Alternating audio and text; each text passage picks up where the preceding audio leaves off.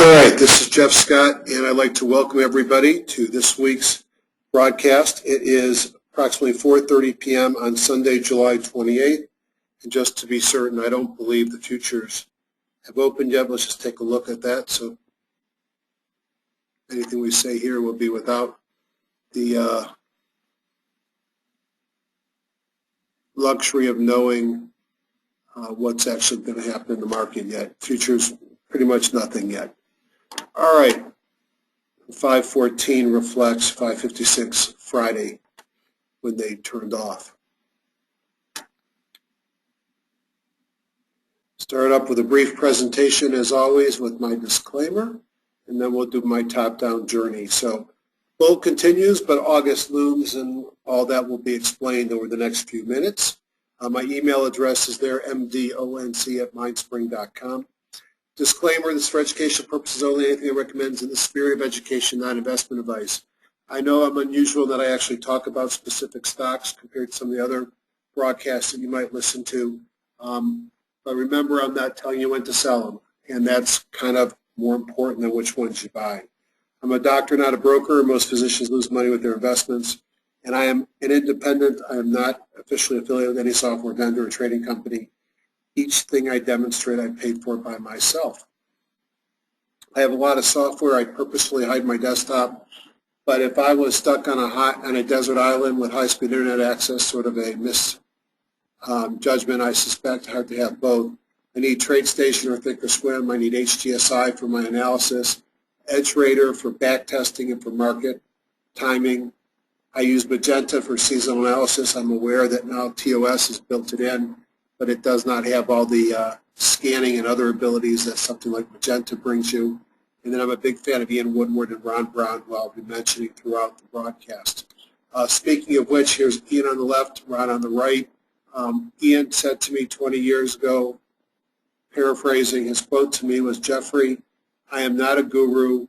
I will teach you to be your own guru." Well, I'm not a guru either. My hope is that you can learn from me as I've learned from the others. And the important thing is to identify people that you respect, and then as reasonable, you might use them to build your own style. For me, it's been Woodward and Brown. It's been Alexander Elder, as seen up next to Ron, some of his books. Dan Tharp on position sizing, money and management.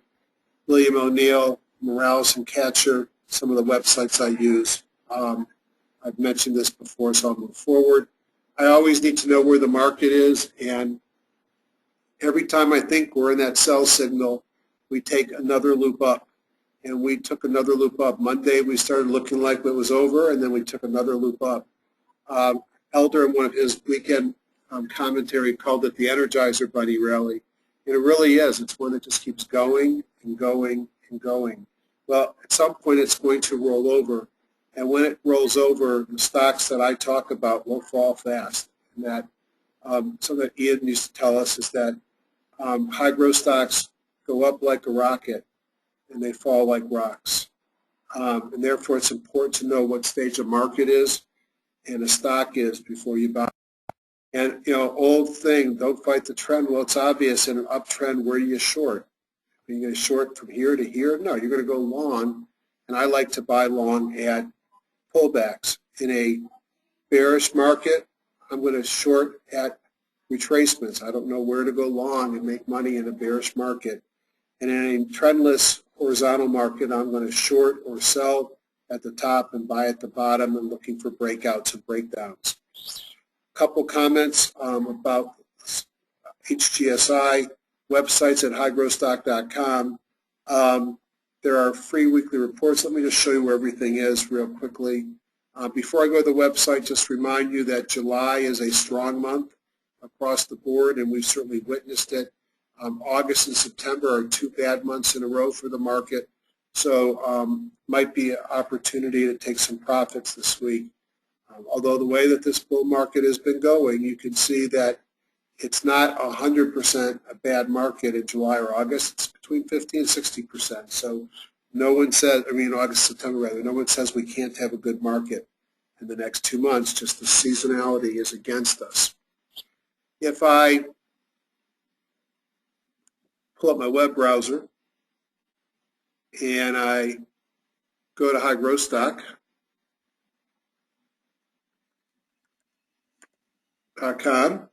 you'll see that same picture. A couple of quick things here here's some of the influences on HGSI. It's in the Brown and Woodward strategies, a lot of the same things that I use. Gil Morales with Pocket Pivots and Bible Gap Ups. Gil and Chris, authors of 2 great books. A lot of their tools are built into the program. Free 30-day trial gets you data and software, no credit card asked for. Under strategies,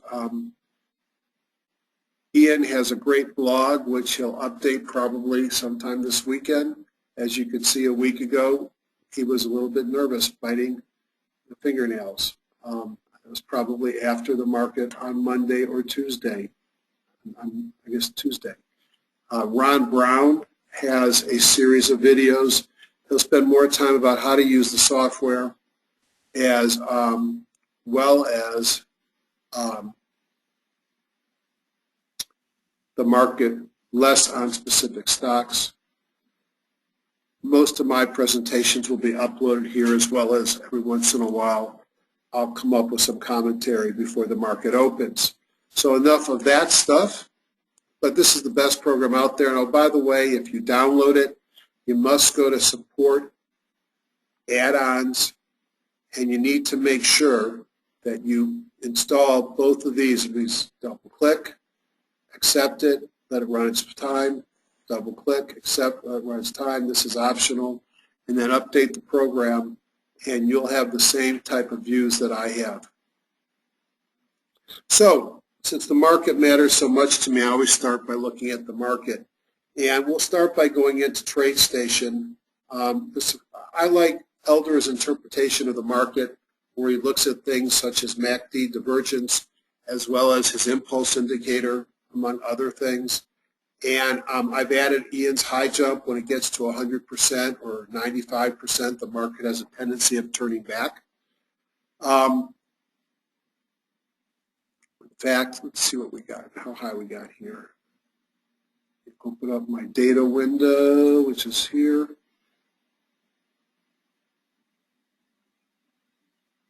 The high jump got to be 100% right at the top, which just is a coincidence. But when that high jump gets to be at the top, the market has a tendency of rolling, and I've been able to adapt that into TradeStation for scanning and charting purposes. So Elder says when it's green, it's a buy or hold. When it's red, it's a sell or hold. When it's blue, you have options. You can go either way. So it's a blue on the NASDAQ. As we said last time, at least from a histogram perspective, the higher high, higher peak in the MACD histogram. So no obvious divergence there. Green on the weekly and the monthly. No different than last week. Some of the exuberance has come off the top of the NASDAQ. We look at the Dow, similar way. You can see it too is now blue, pulling back towards the middle of the auto envelopes. Again, higher high on the MACD, so no MACD divergence, at least on the histogram.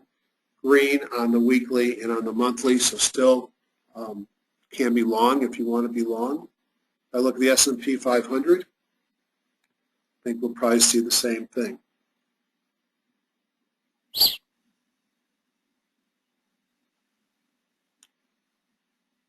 We do.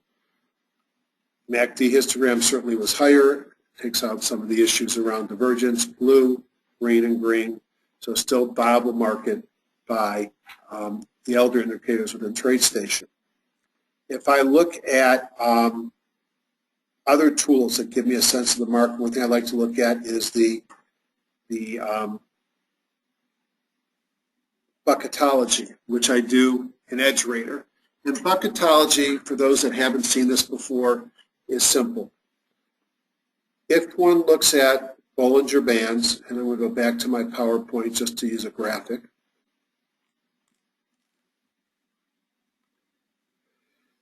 Let a cup represent the top and the bottom of the Bollinger Band. The cup's halfway full, so there's your midway. You can break up this cup into 10 slices, but it turns out there's really 11th and 12th slice. The 11th slice is below the bottom, and the 12th is above the top. So you're going to start calling that slice the first one, the top one the 12th, and then you can look at a group of stocks and you can start to place them where they fall within their Bollinger Bands. Now, in a bull market, stocks will bounce between the upper and the midline. In a bear, they'll bounce between the lower and the midline.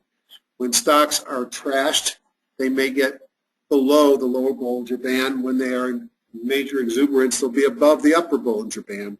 And since stocks will spend 95% of the time between the upper and the lower band, it means to me that when they get out of the bands, they're likely to snap back in. So a week ago, we were up around 92%, I believe, on the percent above the midline. But more importantly, we had 30% or more at that 90 and 100% range. And I think probably the majority of the stocks were in the first three buckets, between 80% and a little bit over the top. That exuberance is done. We've got less than 5% or above, about 5% in the top tier. Still don't have a lot of stocks below the midline, but this to me is extremely bullish as I look forward in that when the market gets overextended, it's going to snap back and the bullish or bearish tendencies will reverse. We've had a lot of that steam came off. If we look at performance of the market, one of the things that I like to do is to see what's working now or what worked last week. And what I do is a tool called Group Performance Analysis with an HGSI, and I have a number of groups as I look at this weekend and every weekend, and I'm just curious how those groups fell, and it might give me a sense of what's working now. And I take those groups from the close of the market on Friday last week to the close this week. So I assume the groups are static, and I look to see the various performance. It gives me an idea of where I might want to put my money in the market. So what do I learn from this? I learned that the market was flat last week, and the S&P 500 was down 0.03%. I think the word flat is a fair term.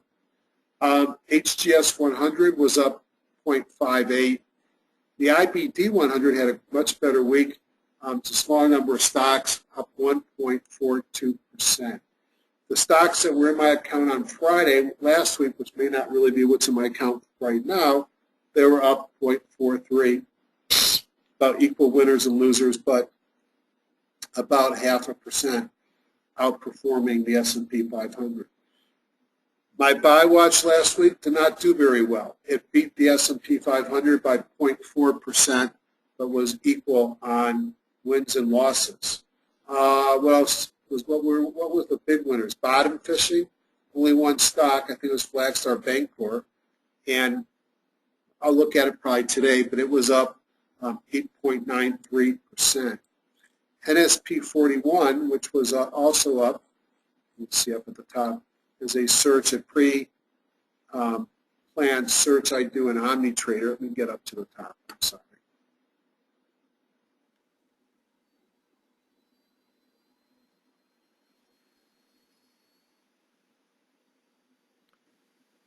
Fundamentally strong stocks outperformed, healthy profit margins, bolting relative strength, rising estimates outperformed, top bongo stocks, breakouts, leaders extended, stocks that did well the prior week, per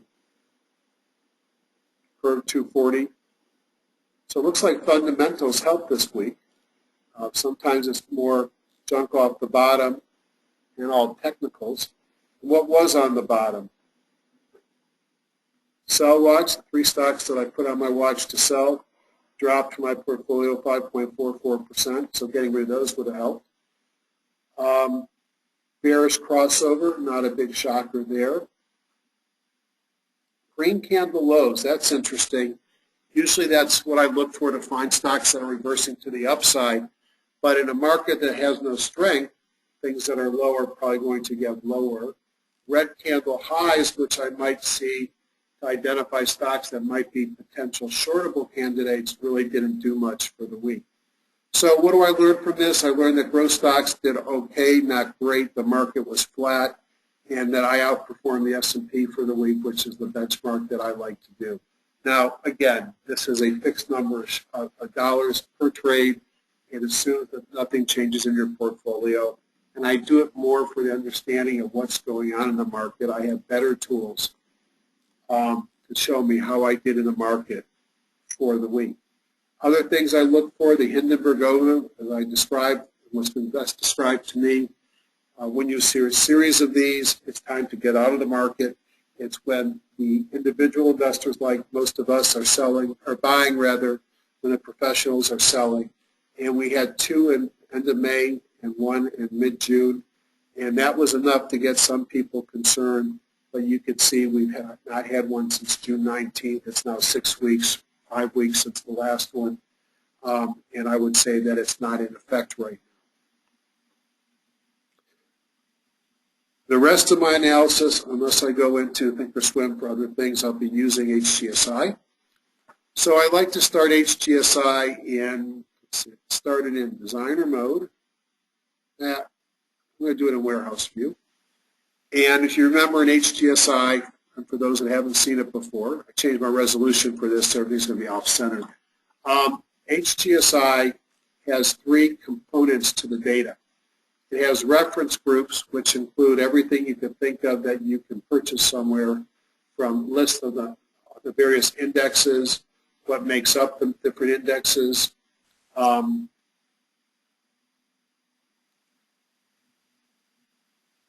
Now we better see 30 in the Dow. I bet we will. Yeah. Okay. What makes up the various components? One of the nice things are anything that's in the reference groups is managed for you, which means splits, index component changes, etc. Smart groups are a set of done for you preset scans and ranking modules that help to find the best stocks. I'll show you a trick of how to use those to find winners.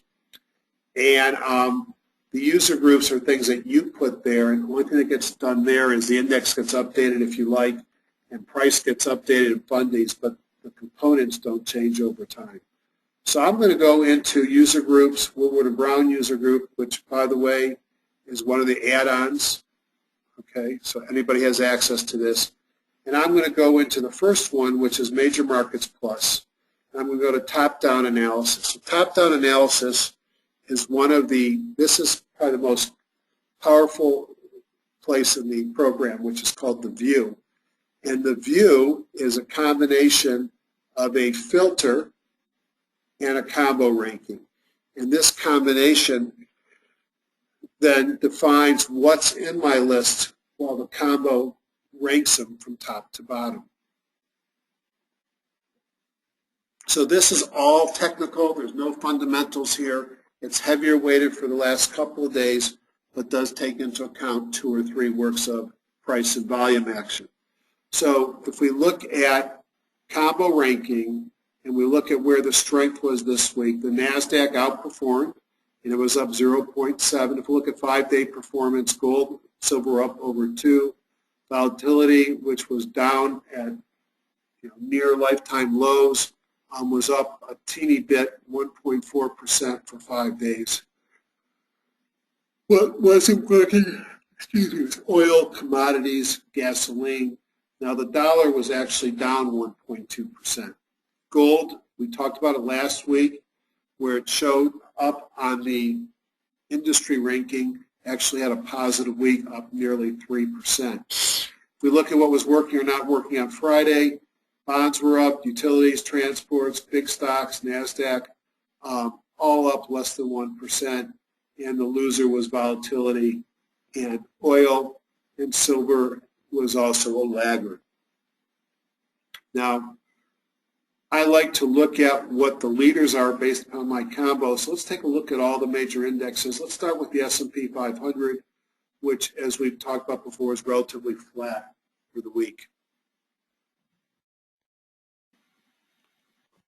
you a little bit about what you're, seeing here.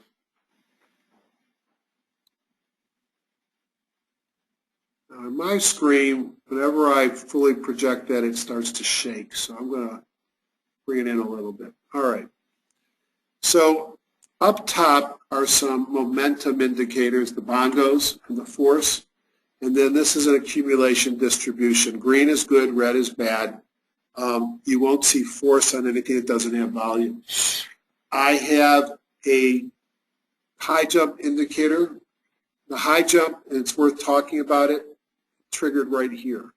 When you get to the highest high that you can see on the chart going back 6, 8, 12 months or longer, it tells you that your stock or your instrument is extended. And it's a measurement of the closing price to the 200, closing price to the 50, closing price to the 17-day, all simple moving averages. You add those three sums together and you plot them. The absolute number is irrelevant. It's the percentage or how close you are to the highest high in a measured period of time. And what happens to rubber band? That if you pull too hard, it snaps back. And that's exactly what happened here. You got to the highest high. You also have a red candle high here. That's a green candle low. And the market pulled back. Typically, when you get to the highest high, the market pulls back or goes sideways. So we can see the S&P 500 is off its highs. So that tells me there could be more room to go. The next are Bible gap-ups, which we'll see today, and then D&I crossovers. So when I get to the price, I use candlesticks, 8-day exponential, 1750 simple, and a 200 simple. I'm playing now with a 34 DMA exponential, and that's the dotted one. I won't talk too much about it. There's no volume on the S&P 500, but I have two bars, and you'll see why, because often my paint bar signals might cover up volume, so it gives me two chances to see it. On the top line here are Eurekas in green, Phoenixes in red. And these demonstrate emotional exuberance in the New York NYSE. The bottom are kahunas, which are based upon changes in the Bollinger Band, and they represent exuberance on whatever I'm looking at. That's my chart, a lot of stuff there. And if you don't have a good processor, it's going to take a while for it to be, to get it done. We give us a little bit more information. That'll do it. So here's how I always like to look at this. This has not been a straight road up, but it's been pretty straight. So let's go from the highs in September to the low, green candle low here. We had, hold on a second.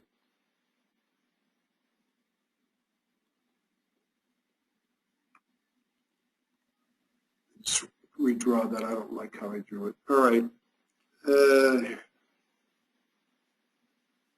Hold on a second. Okay, it's the high to the low, about a 9% drop over 43 days. There are very few years when you go through a market without a 9% drop. That ended in mid-November.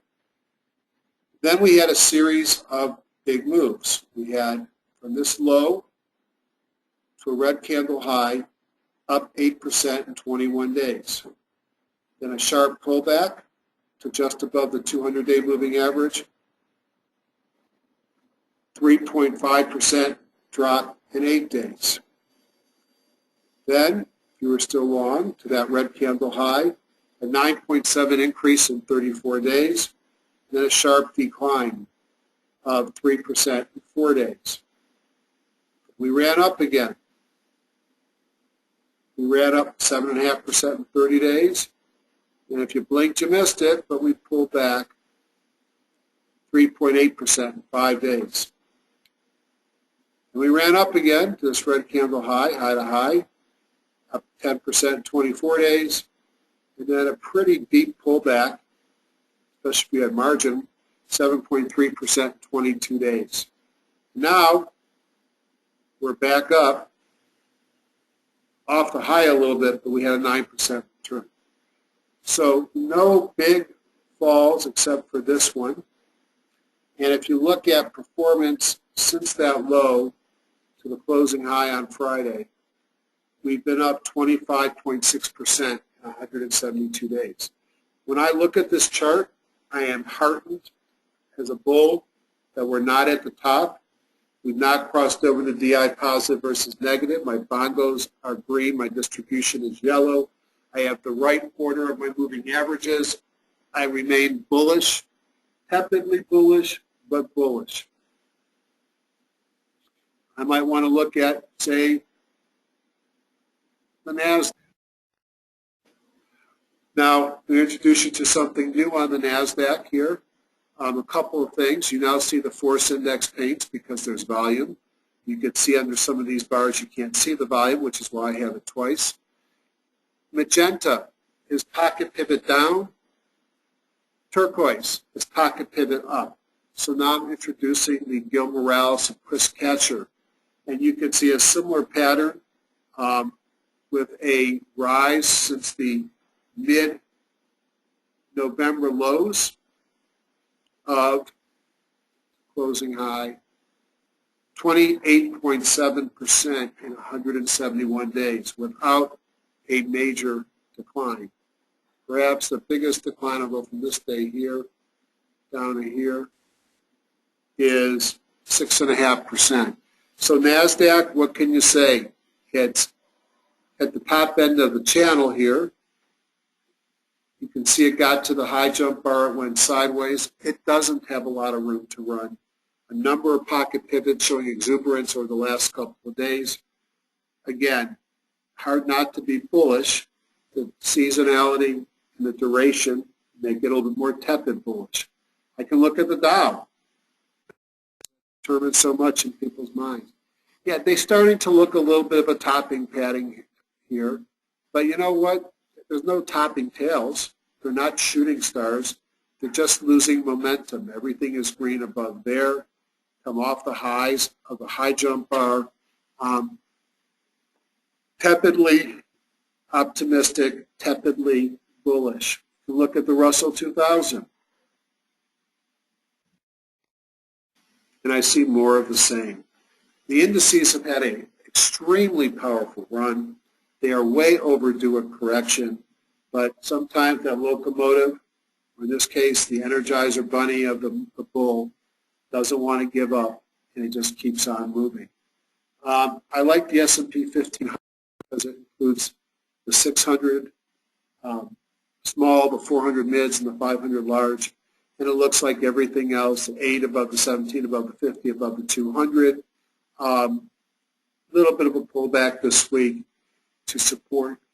Looks bullish to me. I can expect the market to continue to move up, although I hedge my expectations by saying the seasonality would suggest that we are due a pullback in a couple of tougher months, and one of these days we're going to get more than one bad day, and we're going to have another one of these pullbacks.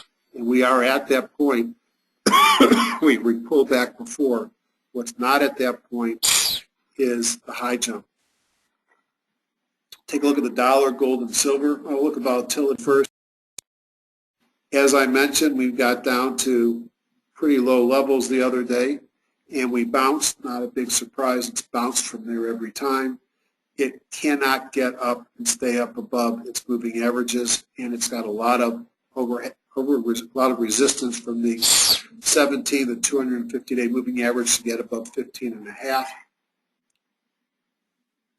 The dollar in the midst of a pullback, now stuck below the 200-day moving average. A doji on Friday, a gap up on Monday will give it a morning star pattern, so maybe we'll see some strength in the dollar this week. I don't think there's any coincidence that we've got about 3 weeks of a weak dollar or falling dollar and 3 weeks of a positive market. Gold, I was not very last week. I wanted to see it get above the 50 and hold. It's at the 50. This could be a telltale week of gold. Ice hole failures are what we call, or what David Elliott taught us to call, when we fail at the 50-day moving average, and we'll see if this is an ISO failure or it punches through and goes on to new highs. Silver will look a lot like gold, but without perhaps getting up to that 200-day moving average. And then lastly, before I move on, if we look at oil, oil sold off this week. Still quite elevated, and I know I bought some gas at the pump today, and it certainly was not cheap. So that's my take on the markets. Please respond to me by email, mtonc@mindspring.com. If you'd like me to do something differently, if you totally disagree with my analysis and can teach me something, that would be viewed as a positive by me. So once I've looked at the market, and so I'm pointing towards the bull camp, although I'm not 100% bull, maybe 70-30 bullish. Then I want to know, where should I buy? Because I'm buying because I'm bullish. So if I look at just technicals, you can see I have 146 groups that are in our group structure. Now, I don't really care about 3 weeks of movement. I want to know what's moving now. So for those that don't know the force index is a simple calculation.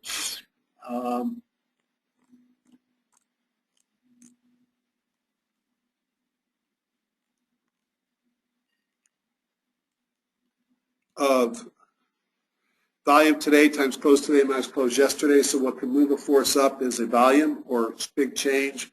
So things with big volume have a tendency to be near the top, banks, etc. So I want to know what's been working over the last 2 days, so I want to stratify these by 2-day force. And that 146 becomes only 44 groups are positive by 2-day force. And to give you an idea of what happens when you have a market that's sideways, we have 34 that are forced down. So a little bit biased to the upside, but really a flat end of the week. And with a S&P change of minus 0.3 or something, not a big surprise. So here's the groups that were doing well, ranked by raw combo. I like to look at the top 10 and then see if anything else pops up as things that I've noticed over the weekend. Internet retailer, can you say Facebook and Amazon? So Facebook, I don't know what to do with. Facebook, as you know, had a huge day on Thursday with the Bible gap up. Inside day on Friday, technically based upon how I interpret Morales and Catcher, still a very viable stock. Now what's interesting, and I did not get it, right, so I'm not showing off that I got it, but rather pointing it out, is I picked up intraday a pocket pivot on Facebook on Wednesday, the day before they came out with earnings. And that was also breaking out from a squeeze, so it could have been picked up here. I sort of ignored Facebook, probably should not have ignored Facebook. There were a lot of stocks that I liked more, but Facebook, what a great finish to the week. Does it go further? It probably goes further. I just don't know when. There's probably a ton of people sitting at $38. I just brought the fundies back in. Probably a ton of people sitting at $38 that are going to get out the minute they can from the IPO price. So I look at the fundies in MarketSmith. You know, it's growing, and frankly, it's probably worth more than what it is based upon these earnings per share growth rates. You know it's going to get a premium of at least 1.5 to 2 to 1. And it's getting a PE of 57, which is 2 to 1 now, times 93. That shows a $45 valuation if they keep the PE multiple where it's at. So probably something to pay attention to.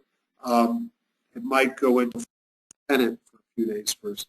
Now, Amazon's interesting, and I think Amazon is extremely bullish. You notice everything is green here.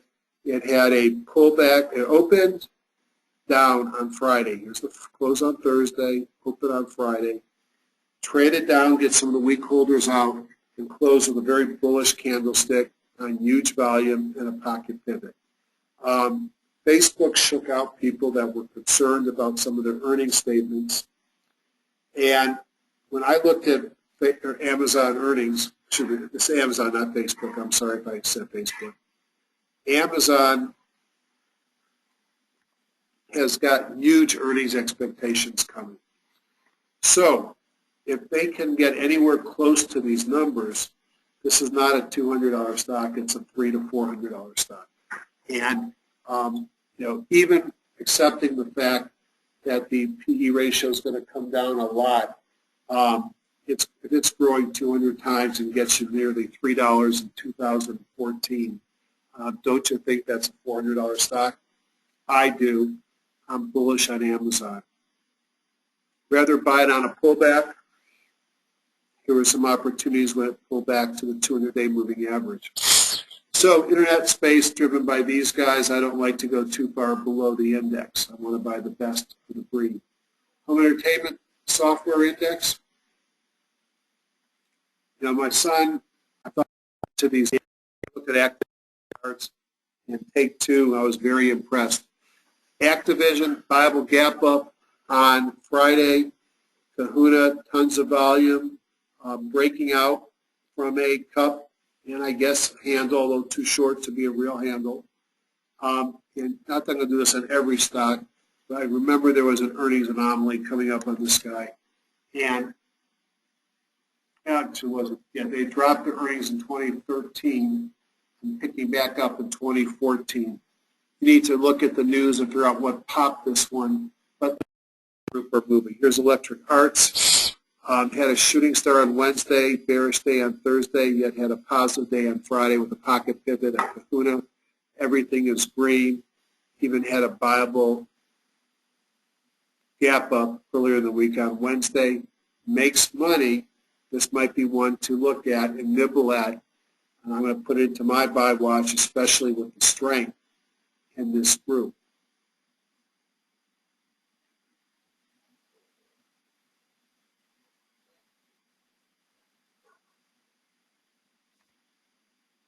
I mentioned Take Two.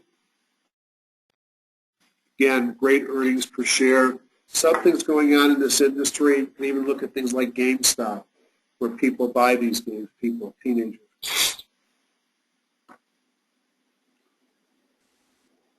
Internet software and services. TripAdvisor had a major week, up 22%. Baidu has come back from the dead. A lot of good names here. SoFun is one of the top-rated stocks. Let's look at a bunch of these. So I don't love the earnings per share growth on Baidu. I do like the fact that it had a pocket pivot followed by a viable gap up. It's gotten above its moving averages, and they've lined up nicely, the 50 over the 200, 17 over the 50, 8 above 17. This is a stock that's been in a downfall for quite some time. Peaked in 2011.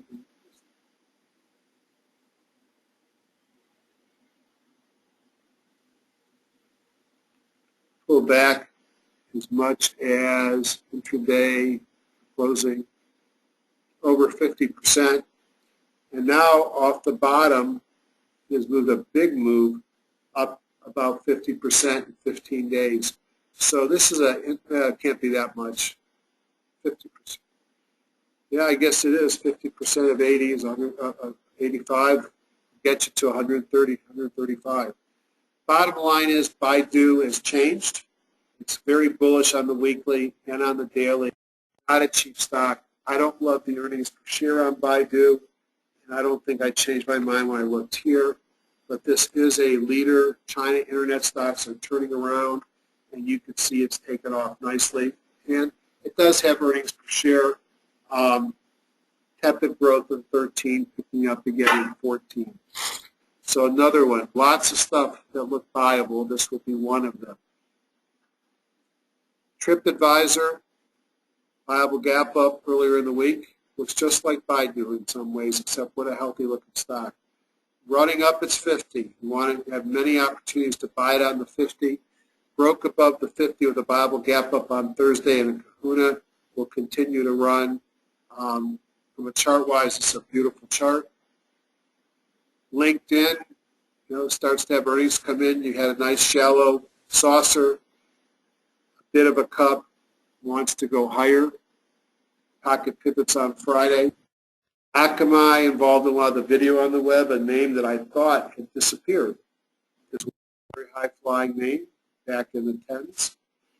Pretty dramatic pullback down to about 18, and looks like it wants to run again with pocket pivots on weekly. And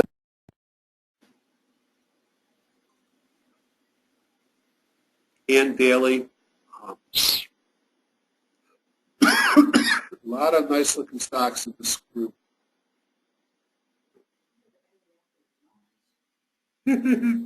So fun.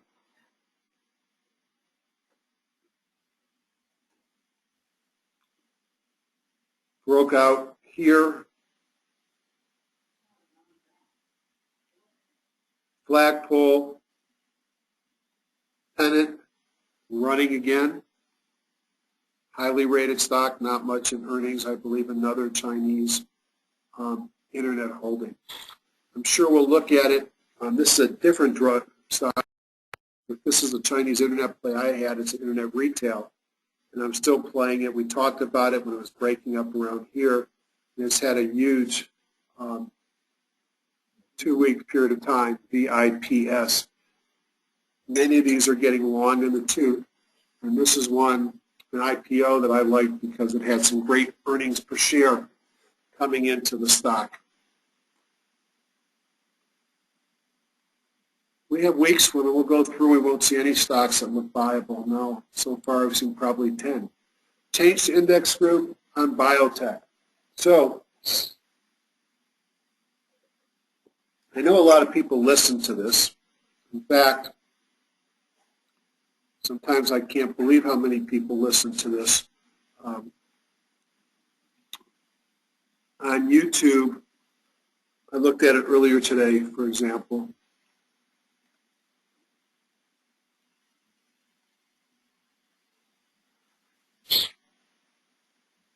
$1,930 looked at last week's, 3,000 2 weeks ago, nearly 3,000 3 weeks ago. So I get a lot of views. And I talk about this stock every week. And I hope people bought it last week after I said you needed to buy it. And Gilead continues to, I think, to be the best player in biotech. And what I really like about Gilead is earnings coming into the stock next year. I've talked about it being a leader in hepatitis C, soon to be a leader in, long-term leader in HIV, soon to be leader in hepatitis C, and also a burgeoning play in cancer medicine. Projected earnings 2014, $3, growth rate 50%, trades at a multiple of 30. This stock still has another 50% move left in it, and it was a highly top-rated stock. Let's just take a look at a bunch of these because I have interest. I own a bunch of them, and I don't take inside information, but I know what the companies do. So, talked about it last week. I don't think this is an exhaustion gap. I think this is the start of another run, and what happens when you had earnings that were not as bad as people thought they would be. As I mentioned, earnings growth slowing down, but increasing going into next year. Yes, you want to buy this on a pullback. You never want to buy an extended stock. It's at the top of its high jump. It's due to pull back this week. But keep this one on your radar. If August and September are ugly, and you get some really bad days, you want to buy things for the long haul. You want to be buying Gilead. My favorite calls was that board post when this thing pulled back into the 60 range. That'd be 18 months ago. It was right here on this day, and I said on the board, mispriced buying opportunity. That's what I really want. I want things that are priced wrong. I have a tendency sometimes to buy things that are priced too high. You know, when I go shopping, I'm going to buy something that I think is of value. So there has to be a right price for everything. And I don't just buy things because they're there. I'm hoping to find, as I said, the right price. I look at earnings per share growth rate, multiples, and earnings to come up with what I think the price is. I look at 5-year ranges of multiples. And every once in a while, the stock was mispriced. It was mispriced on that date. Now, if you're on the board, you probably saw a comment that I said, or I think I mentioned it last week, that when it gapped up here, I was ready to sell some. And what I did is I bought a collar. I sold 150 calls, and I took the money from the calls and I bought $130 puts. Now, there's a good chance that those shares will get called away, and I'm fine with that. I'm selling only a portion of mine. I didn't protect all my shares, but sometimes you got to take profits, even though you know it's a great stock going up, because I have a sense that I might be able to buy it back cheaper in August or September. Celgene, great stock, great leader, getting a little bit high in the two. Here's one where Gil and I disagree on. I'm much more bullish on Celgene than he is. Alexion, this was a great biotech story, still is a great story. Single product, $380,000 a year. You can see the run-up it had from launch time. This is 2 years, from the 20s up to 120. It pulled back, and it was struggling to get back above the 50 weekly or 200 daily.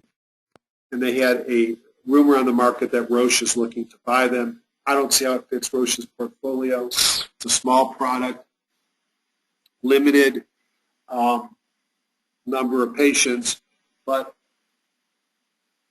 anything's a value if you can get it at a fair price. So interest on the M&A side there. Alcur, love the chart, pull back, squeeze, mobile breakout through the squeeze, DI crossover, a couple of kahunas. Didn't like its forward earnings per share much, but from a chart perspective, I think this one is getting ready to run again. I do not own that one. Mankind, I have a big position in Mankind. Mankind is an interesting biotech story. It's interesting because they've got a drug that has been turned down, I believe, twice by the Food and Drug Administration. And as you can see, it's gotten hammered on weekly charts twice. Then took a long time from early 11 until now to get out of this mess. Their drug was not turned down by the FDA because it didn't work. It worked just fine. There were issues around validating the manufacturing, and also since it has an inhaled form of diabetes treatment without shots, some longer-term toxicity studies, I believe, were needed because of the inhalation route. It looks to me like it's about to do something. I love stocks that pull back and go sideways so the moving averages catch up. High jump. And then no more high jump issue. Here's one I think you should watch, small biotech. There's a lot of them. Takeover story in play that will probably go up and down. My guess is it goes for 160, but it's an expensive stock, and Pfizer and Novartis are allegedly putting bids. Amgen offered about 125. You're trading at a premium to Amgen's price probably for a reason. Pharmaceutics, they probably got the next approval in oncology. This is another one that I'd be stocking up on when the market pulls back. I'd rather get it with the market cap closer to $5 billion than $7.5 billion, but those days are gone. This is a major takeover candidate, probably by J&J. The drug is being fast-tracked through the FDA, and I don't think it's fully reflected in its price. However, it can also get denied by the FDA, and I want to pick it up when I can off of a 50-day moving average.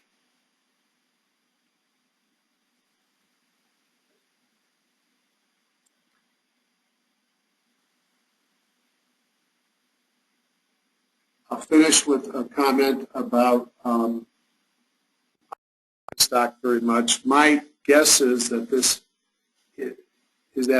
it's going up because other companies are developing their products. They used to have a commercial division. I believe everything they do now is licensed out to other parties, which means their expenses are minimal, which means a lot of their revenue becomes earnings. And this is a story about earnings. Let's see what it looks like going further out.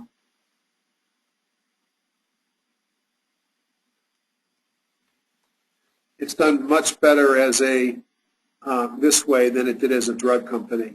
And yeah, look at the earnings expectations. I think everything is licensed out, and their risk is approval. But once it's approved, the expenses are borne by a third party, and you could see a slow, rounded out bottom. Stock looks very interesting, especially if it makes its earnings. It's not a cheap stock, though. It was a lot cheaper if you could have bought it here, and it's too high on the high jump for me personally. This was the time to buy it. I missed it. I looked at it. I talked about it on one of these broadcasts. A couple of pocket pivots coming off the 50-day moving average. Lots to like in biotech. There's been a lot to like in biotech. Coal and consumable fuels, I scratched my head because coal has been so weak, but then I saw some things move off the bottom. Boy, I'm going to be hard-pressed to say to buy any of these. USEC was I thought it was a uranium. So let me look at this. It's a uranium play. And there must have been something happen with a nuclear license. It's run from 2 to 22 in a matter of weeks. God bless you if you owned it. I would be curious why you owned it. But something's clearly changed. Now, reality is, and I never would have noticed a $2 stock, by the way, tons of volume came into the stock in a kahuna as it took out the 50. So it wouldn't have been crazy to be nibbling that stock around $8 a share with the viable gap up. I didn't. It was below the 200. I'm not sure Gil would have bought it either, being below the 200. Do your research. I don't know why it's going crazy. Consolidated Energy is a coal play. Junk off the bottom, a couple of pocket pivots. A kahuna, huge volume, everything turning green, DI crossover. Maybe there's something going on with coal underneath the surface. You got a very that doesn't look that exciting. You know, the bottom line is below the 200-day, below Consolidated is doing something. You got a very negative to coal administration. And I don't get it. Cameco is another uranium play. So maybe that the group is mixed. Airlines, who would think that you can make money in airlines? I've said it before joking that I used to watch on CNBC and the guest would say, how do you make somebody a billionaire? And the answer was you take somebody $2 billion and have them invested in airline stocks. And then after a while, he's got $1 billion left. Well, it's simple to me as a frequent flyer as to what's changed here. And what's changed here is you've taken out supply. You have United became United Continental. Delta became Delta and Northwest. U.S. Air, which has gobbled up Alleghenies and airlines over the years, is about to gallop up American. So you are left now with only 3 frontline carriers when that happens. What happens is now prices go up. They charge for things that used to be free, and their stocks go up too. United Continental was on this with raw combo, and certainly nice pattern here, not much of a handle, that may be all you're going to get. Everything is green. Looks like it stubs its toe next quarter, so then I would want to go to another resource.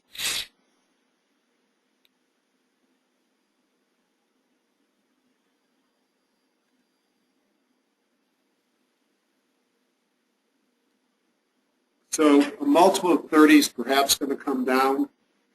A multiple of 10 on 2014 earnings gets you to 48, which is a 40% increase from where you are today. I mean, if you don't own an airline, why? Why not? You should own multiple, perhaps, at least one. Here's the one that I've been in. Maybe I need to switch to UAL. It's had a great performance. Earnings are slowing down. But even at a PE of 10, it's a $31 stock next year. It's currently trading, this is Delta I want to look at, currently trading at 22. I think both Delta and United look extremely good. U.S. Air looks the same pattern as the others. They'll be going through some consolidation issues. I think you need to own one or the other. About 2 weeks ago, I said to take a look at Alaska Air as junk on the bottom. And it's had a nice move since we talked about it, getting above its 50. but clearly when I talked about it, it was too early for most. Big Pharma, it's a different world.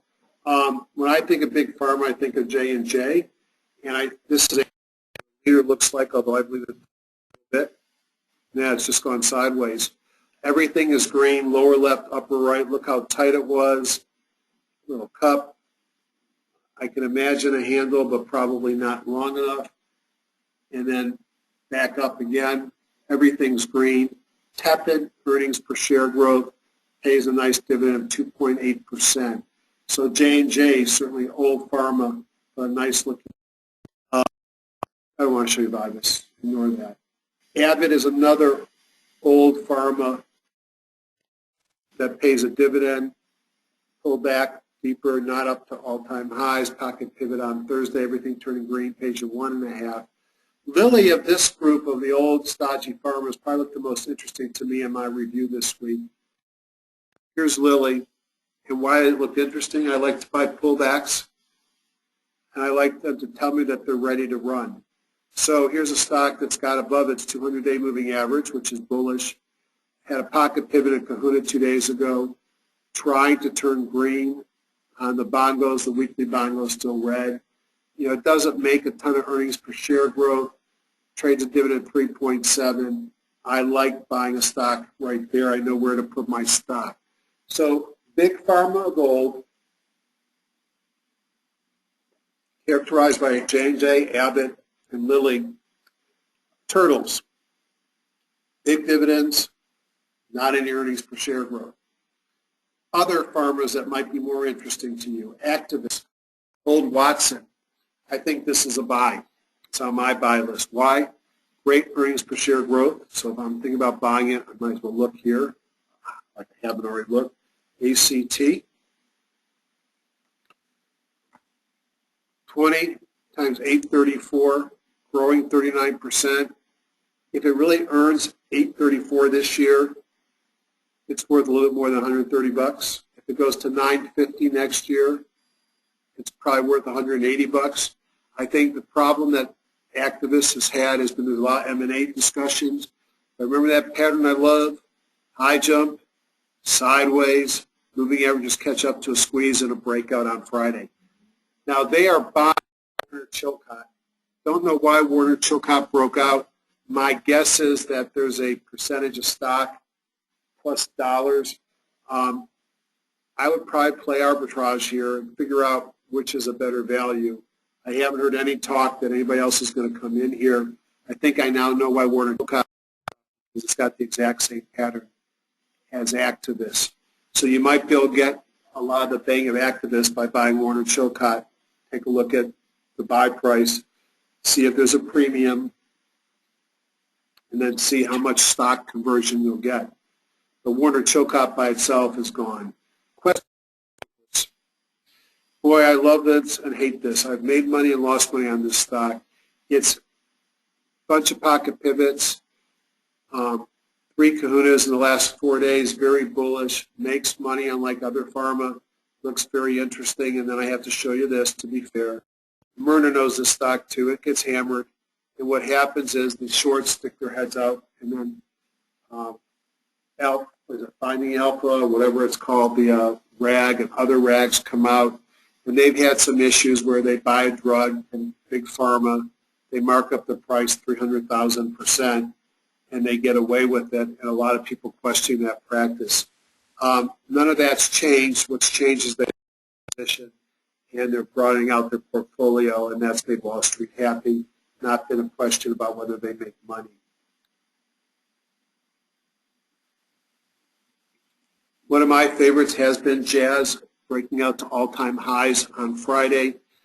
Jazz had a recent merger with an Irish company, and that brought some broadening of the portfolio. In some ways, it's a lot like Quest Score with pushing up price on older drugs.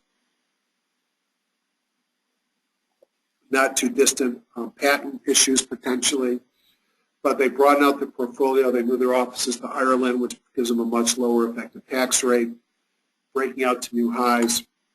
No dividend, but it makes money and has earnings per share growth.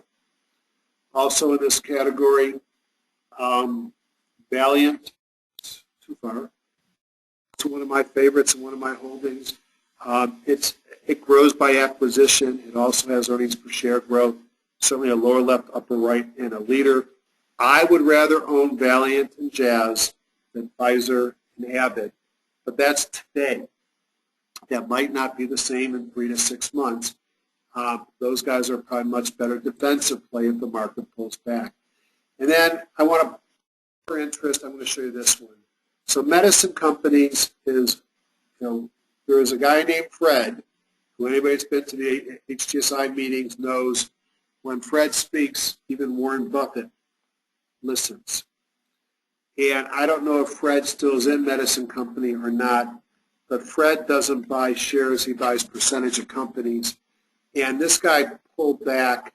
It's stubbing its toes on earnings this year. But it's got earnings growth coming next year. 15 times 15 is 22, so it's going to have to be some earnings expansion to make it worth my while. But if it's growing 58 times to $1.53, is a 20, 25 multiple possible? Possibly. I look in the weekly and I see that look in the weekly and I see the range of multiples 8 to 116. I think you have multiple expansion potentially coming into medicine company if it makes numbers. If is a big word. And I have a chance of buying a good company that had a hammer and a bullish candle off that 200-day moving average. Theoretically, I could buy that stock at the open as long as it trades above Friday's close with a stop kind of below Friday's low of the day. I just think it's an interesting pattern. I like pullbacks. I'm going to do my research. All right, enough of pharma. This is top-down investing. I go through a bunch. Tesla. I think the wife says other manufacturers, just say Tesla. Tesla leading the world in automotive, way heavy price stock. But I look at this stock and I see a stock that just tons of momentum. Does it stop at 150? Does it stop at 160? Does it stop at 180? Is it a takeout play? This is a pure momentum. I can't put valuation based upon earnings except to say that it's a darling right now. And stocks that are darlings have a tendency to continue to be darlings. Trucking index, I own Swift. And Swift, as you can see, had a nice week. I'll look at a couple that I thought were interesting as well. Now, it's funny, this group has always been lifted by Hertz and Avis, which are also looking good. So Swift, I liked it because I saw earnings coming into the stock. I bought it back here, coming up off the confluence of the 50, 17th, and the 8 with the mobile breakout. Everything turned green. A couple of pocket pivots at Kahuna on Thursday. Still looks interesting. Why are you still don't understand this stock? It went from bankrupt levels to a big move up. It's pulling back right now, so I'm going to stay away from it. Doesn't make any earnings. But something happened here, and I don't get it. In fact, I said no when it was down here, and I wish I would have said yes to my own account. Arkansas Best has some coming in. Pocket pivot right off the 50, DI crossover. And when I look at it, $1.35, huge earnings per share growth rate, turnaround stock. I suspect they'll get some multiple expansion as well. So something to look at. RRTS is another one that made my list. Sort of a steady eddy. Nice to buy it off the 50. It's gone sideways. Looks like it wants to move off that 17-8-day confluence.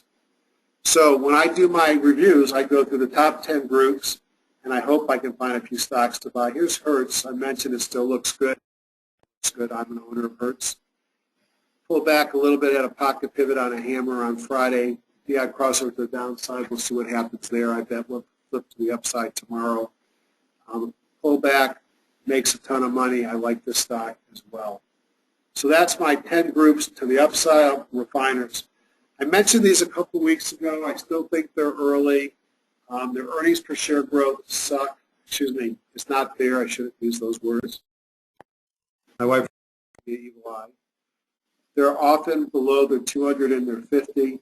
Yet you look at something like Valero, no earnings per share growth. It's putting in a bottom, multiple pocket pivots, DI crossover, kahuna. Is it ready? I don't know. It will be ready one of these days. Western Refining moved up to the 200. A break above that would be bullish. Still don't like its earnings per share growth. Frontier, same pattern. Probably the only one that really has a different pattern is not even truly the same as the others. That's GPRE. Look at that earnings per share growth. But GPRE is more of an ethanol play. And as long as we have a green president, it's probably good for companies like GPRE.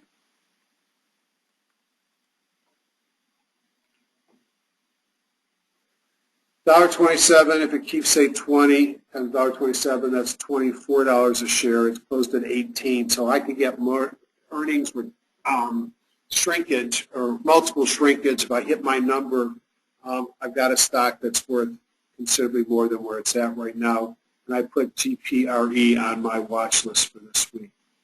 All right, so that's 10 groups. For completeness sake, let's just go look at what's from the downside. So we want to comment on anything. Take a look at semiconductors and oil and gas equipment.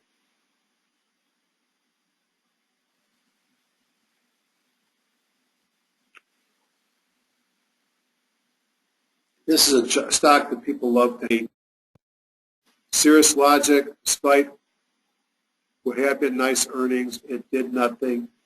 I don't know what to say except I wouldn't be long this stock. It's probably a little late in the tooth to be short. That got clobbered last week. You can see Friday's big pullback again. Is it shortable? I don't know. I usually short indexes and high contra ETFs. So semiconductors weak. Oil blast services, I think that's kind of interesting. Halliburton today, they've actually been doing okay. Forum Energy Technologies, not much in the way of earnings per share growth, got hammered on Friday. Diversified banks, they don't have to be down much because of their volume, and I'll give you an example. I talked about that before. I don't want to do it that way. I own Bank of America in this group. I didn't even make it to the downside. But these are being driven by pretty big moving average volumes.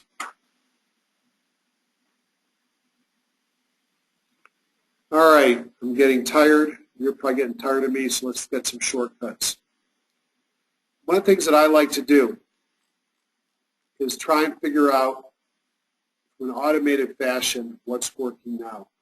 About an hour ago, I mentioned the smart groups and some pre-selected scans and searches that you might find useful. Several of them I find to be extremely good from a bullish perspective. What I want to do is find out which stocks are in the majority of the smart groups. So designer, tools, group inclusion report, clear. So hypothesis is, if you make it into this report, then you must be a good stock. So Morales and Catch, let's look at Bible gap ups and pocket pivots. Bible gap ups, pocket pivots. And Woodward and Brown, let's look at best of Woodward and Brown, best stocks under 10. Best criteria, ERG 240 strong EPS. Growth, HGS 100 leaders. Again, in case you didn't hear me, these are all done for you. We do upside stocks and groups, and then strong EPS. I'm going to make a group from this report. I'm going to call it AAA Web, Gems, 7.28.13. I only care about those are the top 10. And let's hit OK. And it's going to give me a chance to save it as an HTML. Save it. So now it's going into those groups and seeing which stocks are in the majority of the groups. No index needed. So here are the winners. Let's take a look. So this is a quick thing. And I go back into HGSI, put my designer, and what do I find? Here's our web gems from today. Let's do a warehouse view. Let's start to take a look at these stocks that were considered to be 10 of the best. We already looked at Hertz from a top-down perspective. Homeowners Choice Insurance Company, great earnings per share growth. They're about to slow down, running nicely, not quite at the high jump bar.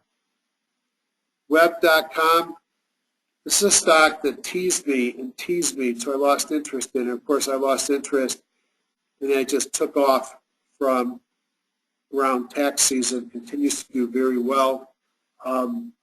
Makes money in a big run. They make a lot of leisure craft, motorcycles as well, in a big power run. Nice how these are set up on the moving averages. Everything is green, makes money, probably extended by high jump, certainly a leader.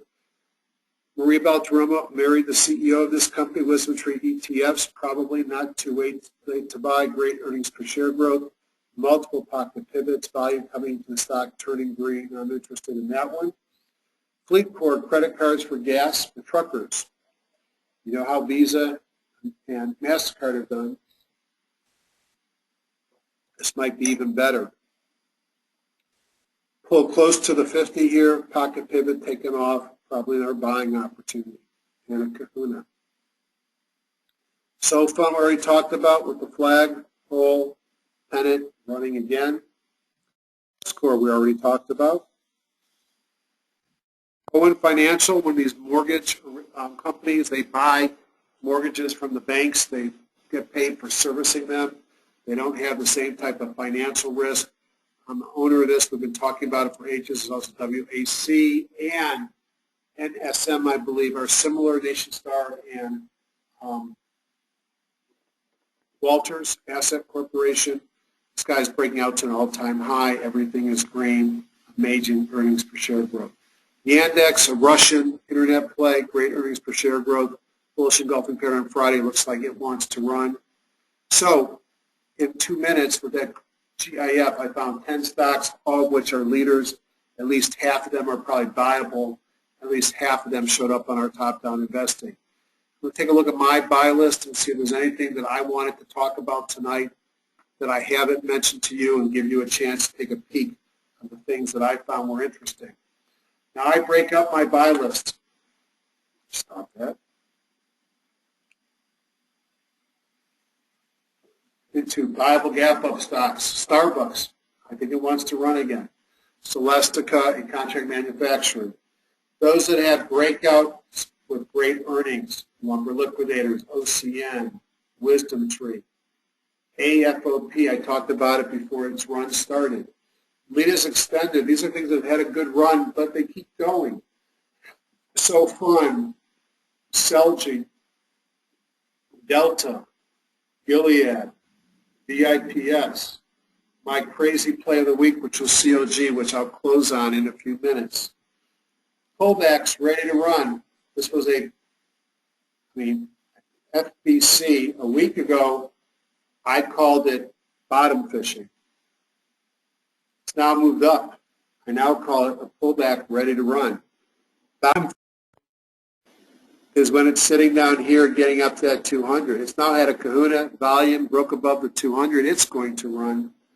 So you have left side of the cup, midway up the right side. I'm probably early on this one, but I already made money on it because I bought it last week before it had a chance to take off.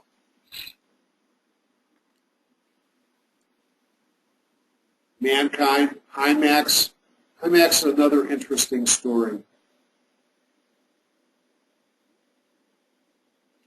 IMAX makes Google Glass, or they're allegedly to have a contract to make Google Glass. And then this stock's been languishing until Google came in and bought 6 or 7% of the company. So that tells me that IMAX probably makes Google Glass, and I think the stock's probably ready to resume its uptrend, not without risk, but the fact that Google bought part of it. Here are some of the bottom fishes, like the medicine company I talked about. So let's talk about IQI, COG, and then say goodnight. So I don't own any muni bonds, but I'm a 55-year-old individual who's accumulated some amount of wealth during his working years, and I guess I'm supposed to put money in bonds because I got to get ready to retire. So back here. Here is one that I thought was interesting, IQI. With Detroit's default, the bond funds got hammered. If bond funds who pay a dividend get hammered, guess what happens? So, bottom fishing, yes. High growth stock, no. This is not, it goes against everything I ever say to buy. This gray bar is a bingo. You see that when something is totally trashed. Then I have a bullish engulfing pattern, which gets me interested. And why am I interested? Because I can buy some bonds with a 7.5% yield. I am going to probably nibble on this for the yield. I'm going to try to understand it better. Yes, I know that when bond rates or when interest rates go up, the bonds are going to take a hit. And by the way, that 7.5% exempt from federal income tax. You might as well make it 10%. So I know that these are at risk when rates go up. I know rates are going to go up. About 5 of these like companies made my screen, so I'm going to look into this type of company. And then I'll talk about my crazy trade of the week for you to do at home. I've been watching this one for a while, Cabot Oil and Gas.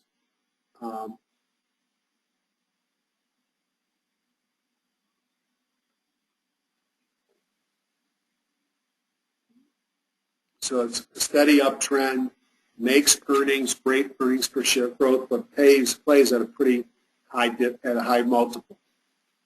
I don't believe it pays a dividend. It pays 0.1%, essentially no dividend.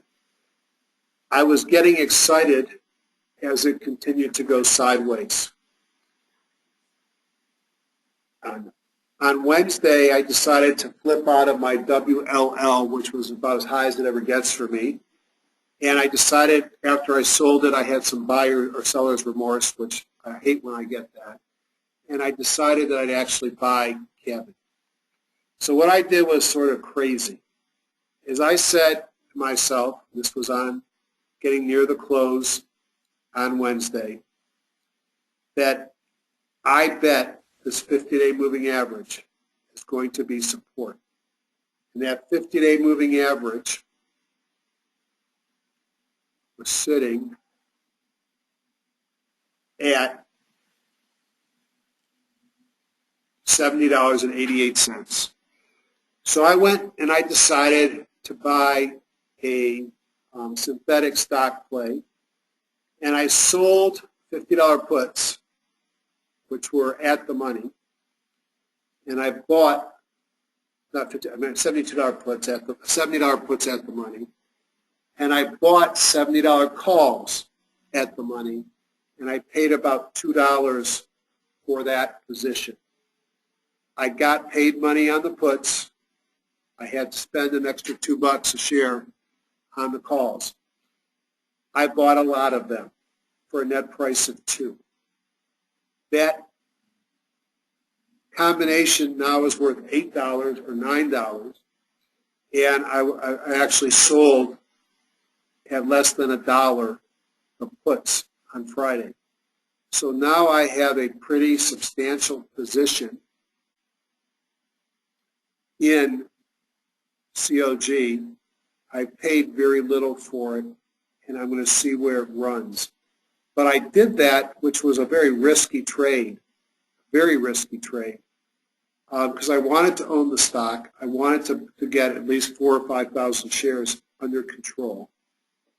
And at $70 a share, 5,000 shares was going to cost me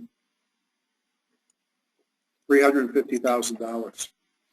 But by doing that, if you call it a spread, by doing that combination of options, I had a synthetic stock that I was at risk if it dropped. I'd get the gain if it went up. I was able to get a pretty healthy gain with very little out of pocket. And I'm going to stay long for a while on the cabinet, and I'll probably sell a call soon against my position so that I have no expense in it. But that was a good trade, but the point wasn't what I did. The point was I have a stock that's facing pullback to support.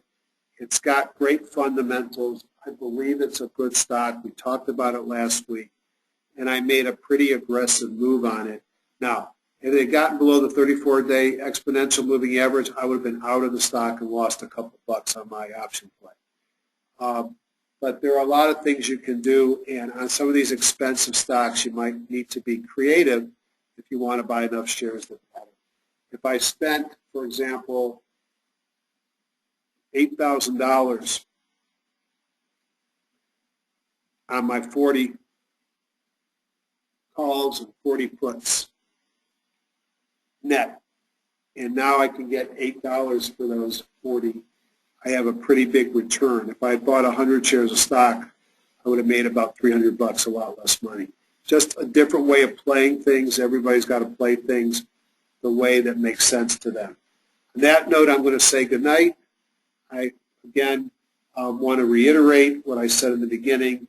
I'm a doctor, not a broker. This is educational advice only. Since I said something about options, let me say the options disclaimer.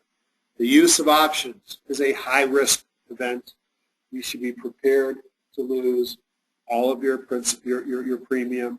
And if you're selling puts or selling calls, you potentially have a large loss if the market goes against you. Have a great week, everybody. Thanks for coming, and I'll keep doing these as long as people want to watch them. Good night, everybody.